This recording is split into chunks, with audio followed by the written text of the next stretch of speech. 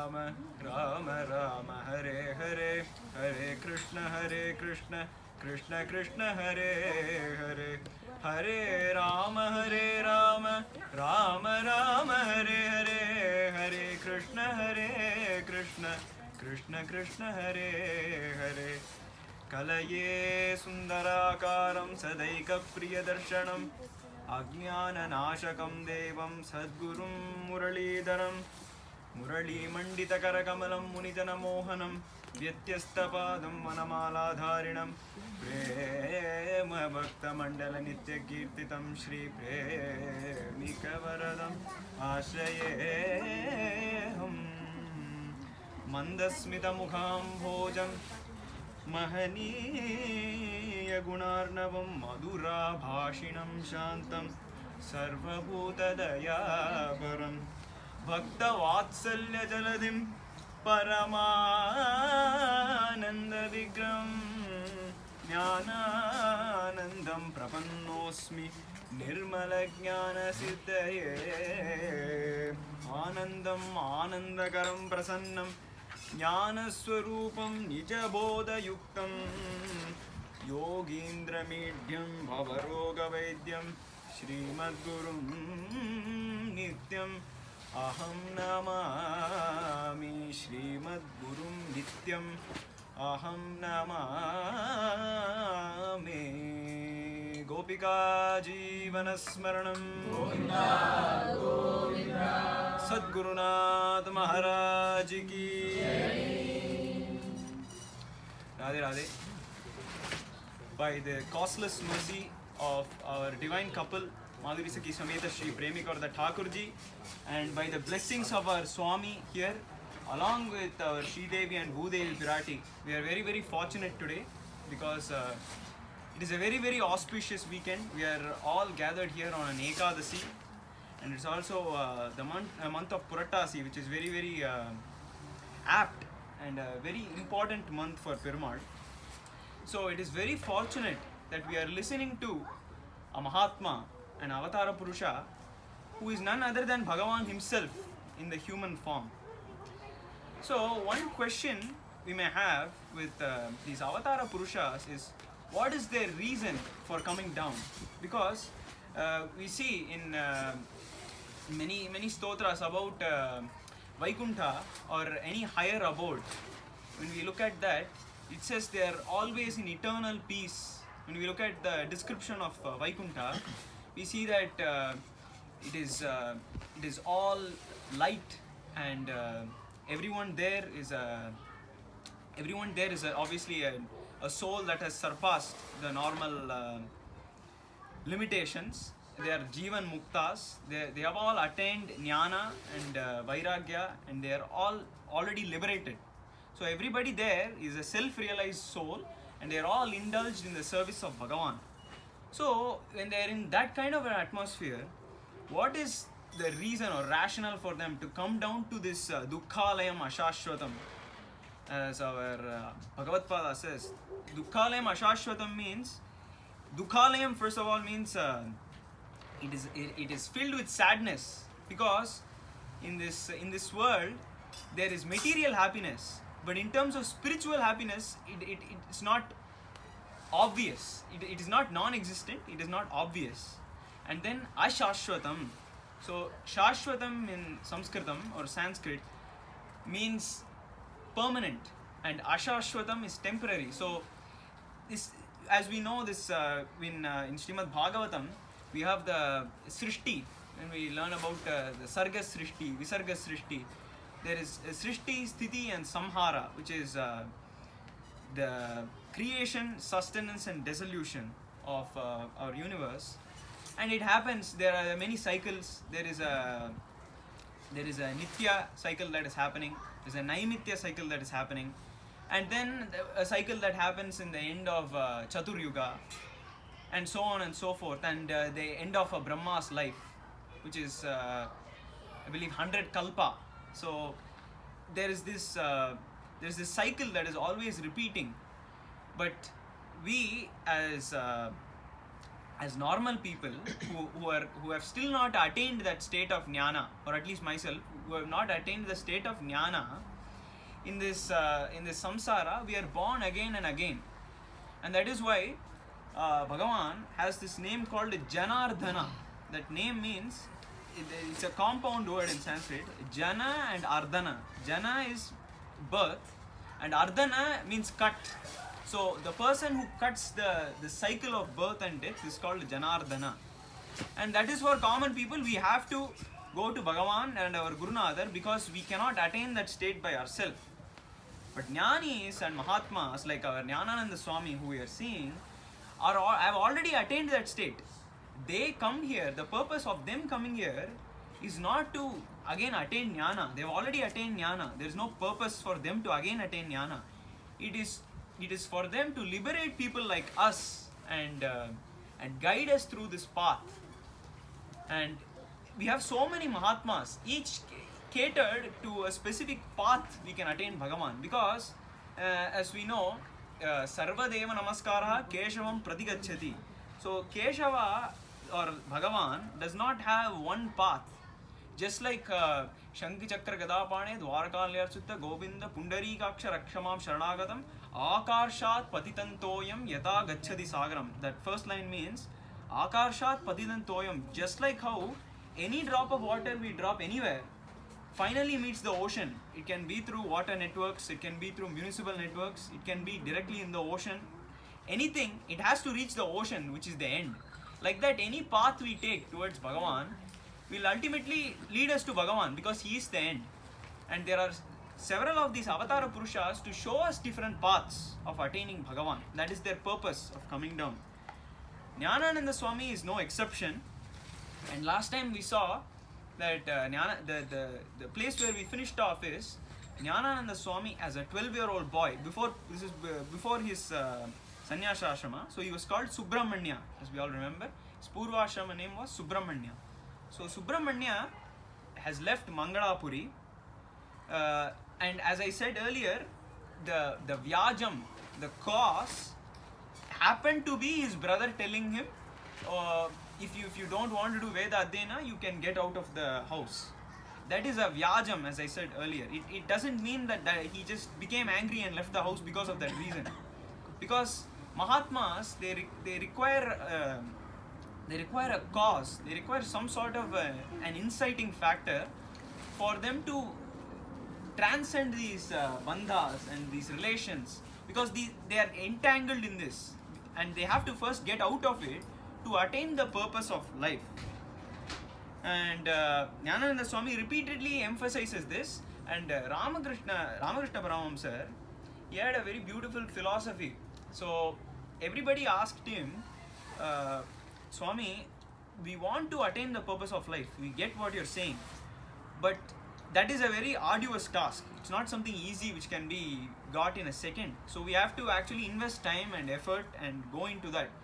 Then how can we get married? How can we have children? How can we lead this householder life or a grihastha ashrama? How can that actually work? And to which Ramakrishna Paramahamsa beautifully replies, you don't worry. First you attain Bhagavan, then you do whatever you want. So the problem comes when we try to do it simultaneously, right? Paramahamsa says, like anything, like our normal day, if we have, for example, an office trip, you can, first when we go on the trip, even though we may want to do sightseeing, first we have to finish the assignment. Then we can do the sightseeing. Because the primary job we went there for is to do the work assigned by the company. Similarly, the purpose of taking a janma here is to attain Bhagavan. That's the purpose of life. And Paramahamsa says, you attain Bhagavan, then you do whatever you want. Because after we attain Bhagavan, the bandhas we make, as we see in Kunti Stuti, there are so many examples. The bandha we make after attaining Bhagavan with everyone is not actually linked to them. Every link we have in this samsara is actually to Bhagavan. And Kunti explains that beautifully. Krishna, Arjuna, or these Pandavas, or Draupadi, nobody is actually related to me. They are related to me because they are related to you.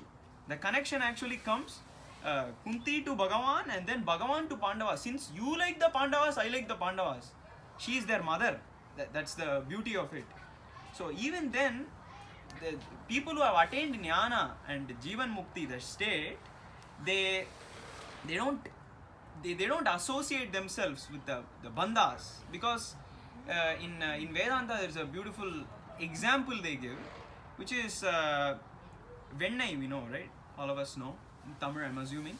So, Vennai is actually classified as jnana, because when we churn the butter and we decide to put it into a dish, it does not actually mix with anything. Just like oil, the butter does not mix with anything. Jnanis are similar, because once we have attained that jnana, no matter what kind of a liquid or this samsara, whatever ocean this is, they will not entangle with that, because they are separate. They are a different density, we can say, from the samsara. That is jnana. But they take it a step higher and they say the next step to this butter is nehi, which is clarified butter, which is ghee.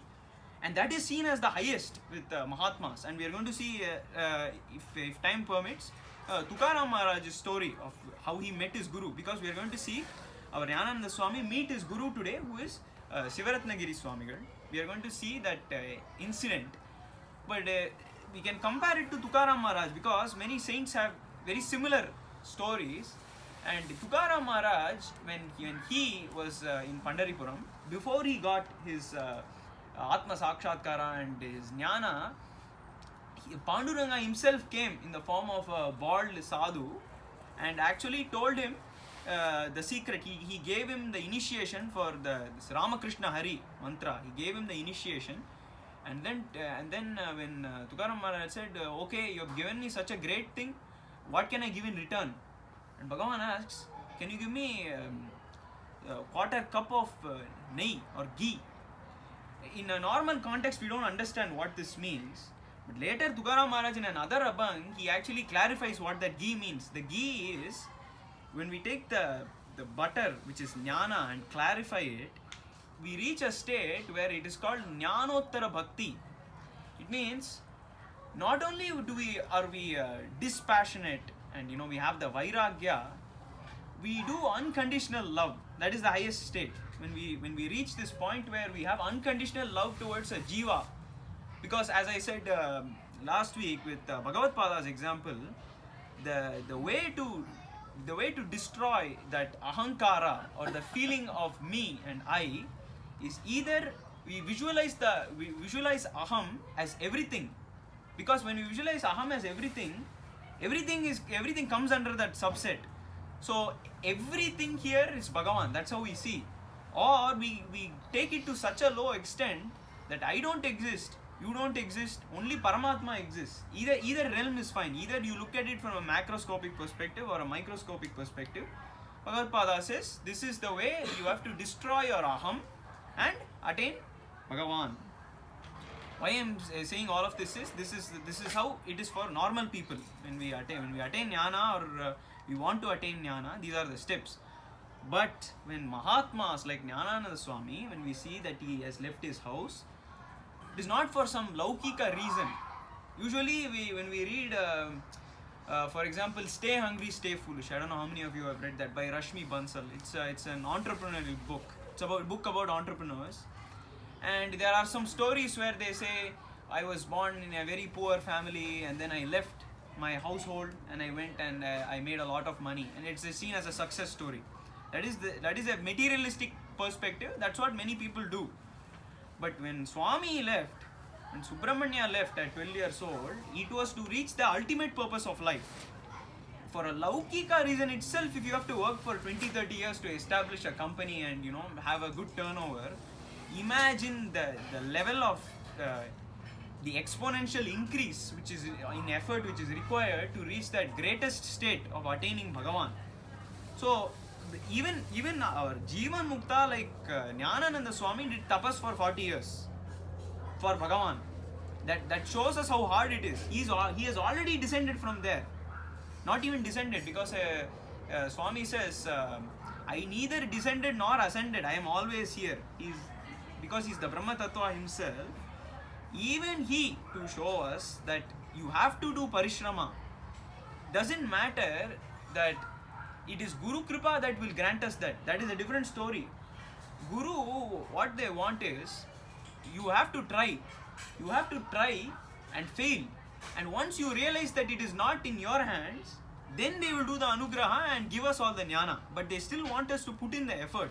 And that is why Jnanananda Swami is doing this leela of leaving his family and showing us vairagya through that, and then going and doing tapas, which shows that we have to have some concentrated efforts. And then he serves his Guru Maharaj for about 27 years, and that shows what we should do. And when we listen to the charitra of these Mahatmas, the reason is because when we have a Guru, and we are very fortunate to have a living Guru, the Guru does not tell us, you do this, you do that. At least for us, because we are this far away, the Guru may not directly tell us, you do this, you do that. But then, when we learn about these Mahatmas, when we learn about how our Guru treats his Parama Guru, then we learn how to actually treat our Guru. And that's why we listen to the story of Mahatmas. And our Jnanananda Swami travels for about 15 days by walk.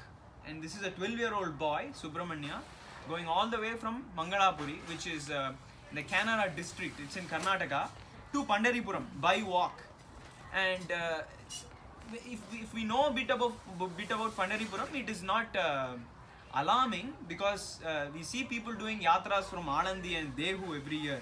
Millions of people doing the yatra to Pandari at Ashada and Kartika Ekadasi. The times we see these many people do it. But the fascinating thing is that Swami was a 12-year-old boy while doing this. He was not a full adult or anything. He did not carry anything with him. He did not have food or belongings or anything. And our Tukaram Maharaj describes this exact feeling which Mahatmas have. Akasha Mantapa Prithvi Asana. So they did not have an asana. They did not have a rug, or they did not have a blanket. The asana for them is the Prithvi itself. They will rest wherever they can. And the kurai, the roof for them is Akasha itself. So it is that simple, or I should say, it is not easy going like our Jnanananda Swami. It's not easy doing a 15-day yatra from Mangalapuri to Pandaripuram. But when he is doing it, Swami himself later, he tells a story to his bhakta about some of the incidents that happened as he is going. And Swami was very tired. He was a 12-year-old boy. So we know that he is a Jivan Mukta, but still there are some physical limitations, right? Because he has taken this form. The form has limitations. He has endless potential, but the form has limitations. So because of the tiredness, Swami wants to rest somewhere. And exactly at that moment when that thought comes to him, he sees this hut. And he goes inside. There is a very old woman there by herself. And she's cooking. And our Swami asks, can I please lay down here for the evening? And if you have anything to spare to eat, that would be great. And then the old lady agrees, and Swami has some ahara that evening. And then, because he was very tired, he has been walking all day, he takes some vishrama. But what happens is, when he wakes up in the morning, there is no hut. There is no hut, there is no woman. All of those were gone. And it is not Maya, it was actually Bhagavan himself who did this arrangement for Swami. Because when bhaktas, when they leave everything and they come towards Bhagavan, Bhagavan is happier than anyone. And when we take one step, Bhagavan takes 100 steps to come to us. And that is why there are many stories of our Kurma Maharaj. Many stories. The Kurma Maharaj, the story is very interesting. He did not have any limbs, and he was crawling to Pandaripuram from a very far distance. And Swami himself guided him there. So just like that, our Swami was guided by a Jyoti. Last time I said, this Jyoti went and merged into the big Jyoti. And that big Jyoti is actually Pandaripuram. And he was attracted like a magnet. Swami was attracted to Pandaripuram like a magnet, and as he did this 15-day yatra, the urge only got higher and higher as he got closer and closer to Pandaripuram. Because if Samanyas like myself at least, when we go to Pandaripuram, we feel this sense of happiness or joy, because there are so many Mahatmas, so many Kirtankars, so many people doing Abhanga and Nama Sankirtana all of the time, 24/7. All of them are doing Nama Sankirtana, and even we feel joy. Even if we didn't attain jnana, or not in that state, we attain joy. Imagine Jeevan Mukta himself being attracted to Pandaripuram, which is why when he went there, he didn't come back after that. When Swami reached Pandaripuram, that was it. He stayed there until he met his Guru. He was there because of the atmosphere. So Swami went to Pandaripuram, and as we know, Pandaripuram is seen as Bhu Vaikunta. Pandaripuram is seen as Bhu Vaikunta, and Swami was enjoying Pandaripuram and the darshan of our Panduranga, doing Chandrabhaga Snana. Chandrabhaga is a great nadi, and the sadhus of Pandaripuram, Tukaram Maharaj or Jnaneshwar Maharaj, they say, what is Ganga, what is Yamuna? Chandrabhaga is greater than all of them. Why? Because it is in Pandaripuram. The value of anything becomes higher in Pandaripuram. And this value cannot be understood by any common economics. It's not like time value of money. This is a different transaction. We see Namacha Bazara Pandari Namacha Bazara. It is a market where the transactions are not in money or gold or any other sort of material possession. The transaction is one person says Nama, one person hears the Nama. And the beautiful thing is the account balance never decreases. It only increases as time goes on. So Swami is enjoying Pandaripuram, and he goes and rests in the bank of river Chandrabhaga. And this bank, it's a mud bank. As I said, Swami did not carry any belongings with him. It is a mud bank, and it's called Valuvanti. The mud bank is called Valuvanti, and it is akin to Vaikunta, as Tukaram Maharaj himself has said, because that mud contains the Pada Rajas of so many Mahatmas who have taken snana in our Chandrabhaga Nadi and have been in Pandaripuram. All of them are there. But this Valuvanti is special in our Jnanananda Swami's Katha, because this is where the Lord himself comes to wake him up and guide him to his Guru. So Swami comes and lays down here, and there is a story. There is a Bhakta called Mugil Mama in our for Swami Jnanananda Swami. There is a great Bhakta called Mugil Mama, and he and a few other Bhaktas were ordained by our Swami Jnanananda to go to Pandaripuram and actually take videos in Pandaripuram and bring it back to him. So they went to Pandaripuram, they went to Dwaraka. It was like a Kshetradanam. They went to Dwaraka, they went to Pandaripuram, and this is not current. It happened in around 1970-80. So we don't have storage like nowadays. We cannot gather videos in 1 terabyte or 2 terabytes. It was very, very low and expensive at the time. So they had to be very cautious. Whatever they had to gauge what Swami would like and Swami would not like, or because Swami told them that you have to be sikkanam. You have to gauge where you spend all this money for the video rolls, because it came in rolls, right? The film. So he said that. So these bhaktas were going around Pandaripuram, and this Mugil Mama, he went with his camera and his video recording device, and for about 15-30 minutes straight, just this Valuvanti. Valuvanti is nothing but mud. It is in the bank of river Chandrabhaga. He sat there and took a 30-minute video. 30-minute video, even nowadays my phone cannot handle it. But imagine back in the day when they had to invest in films.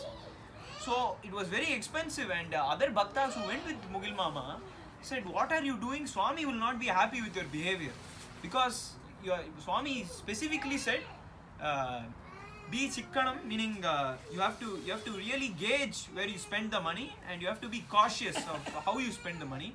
And you came here and took a 30-minute video of just mud. What are we going to tell Swami?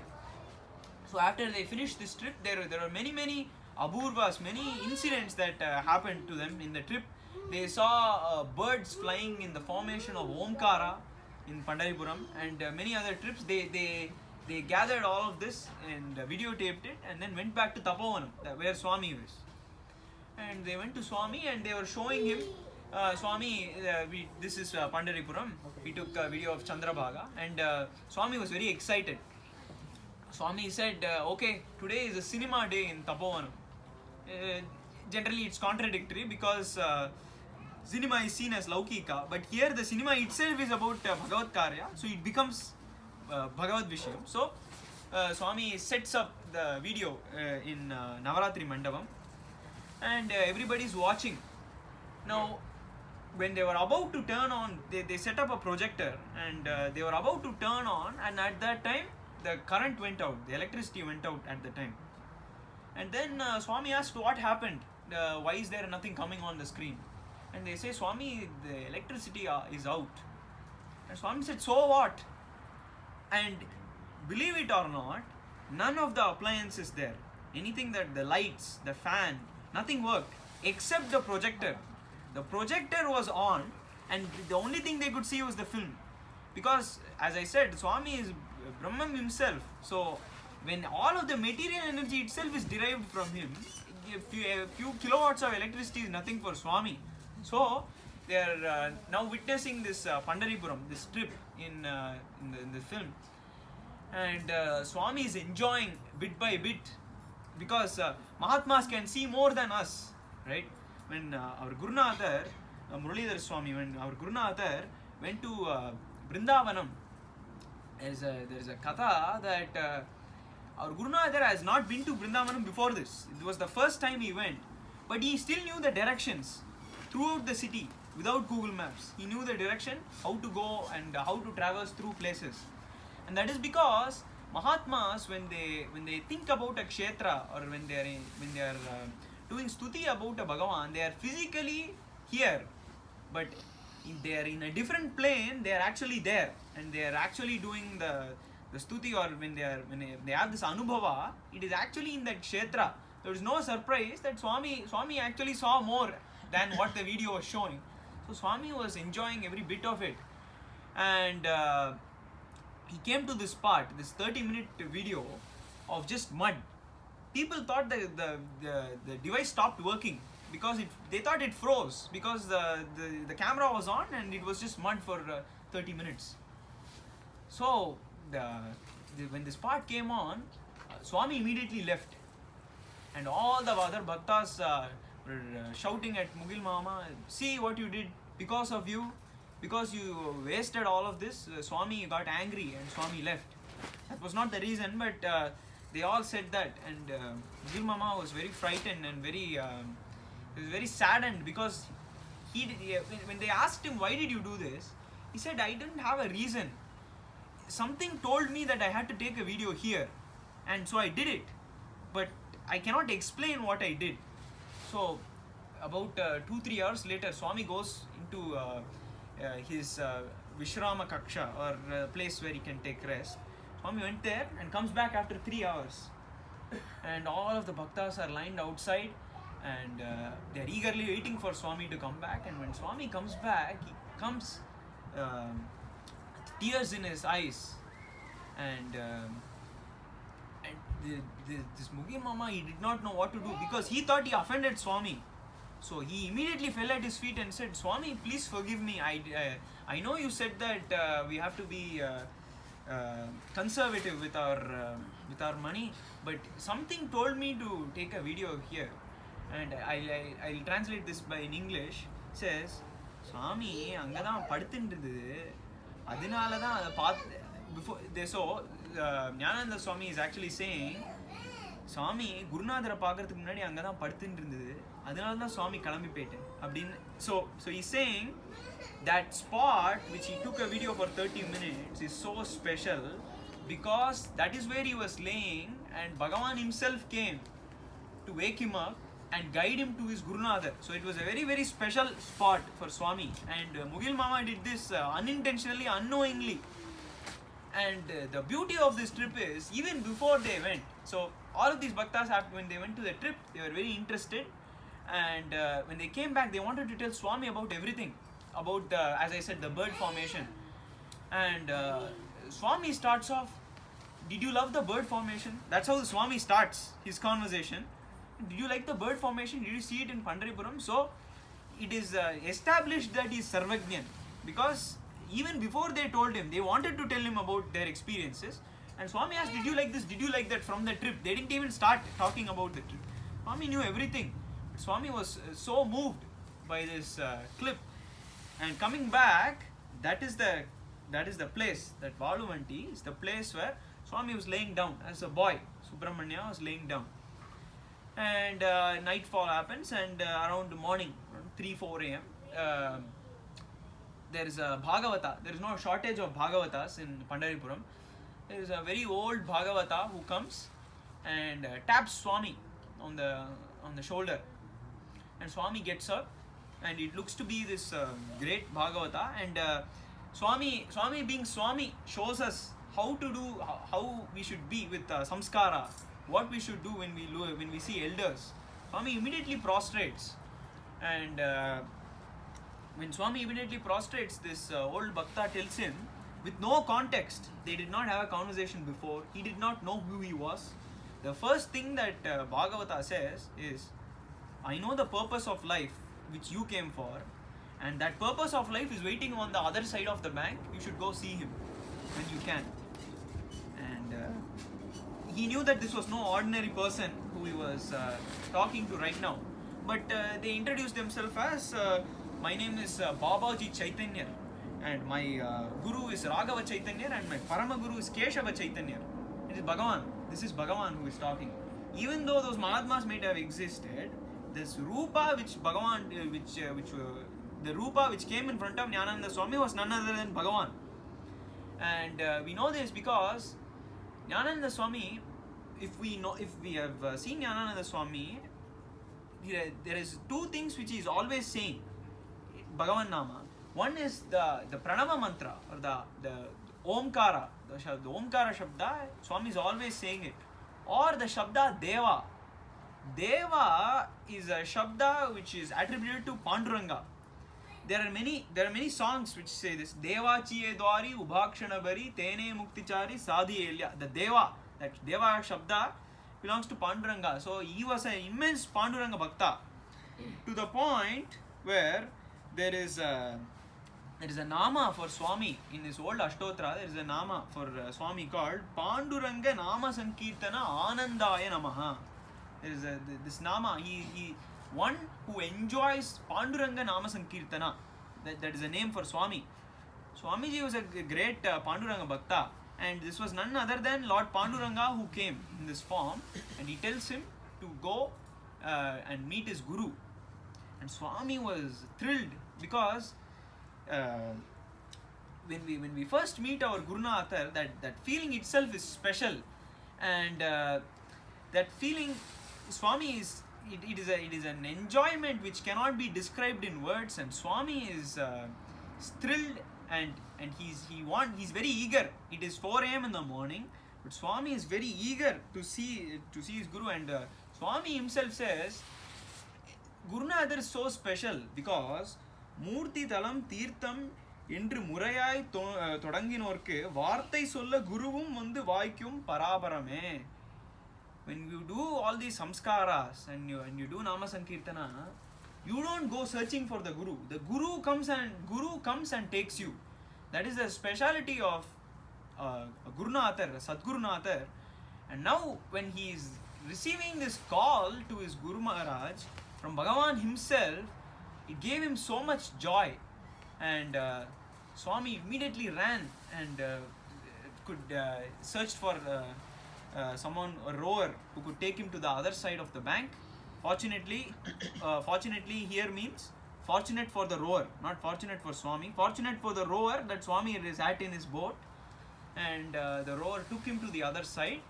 And that is where our Swami first meets his Guru Maharaj, Sivaratnagiri Maharaj. And next week we will see how our Swamiji got initiated into Sannyasa Ashrama and the Katha beyond it. Gopika Jeevana Smaranam Govinda Govinda Sadgurunath Maharaj Ki Jai.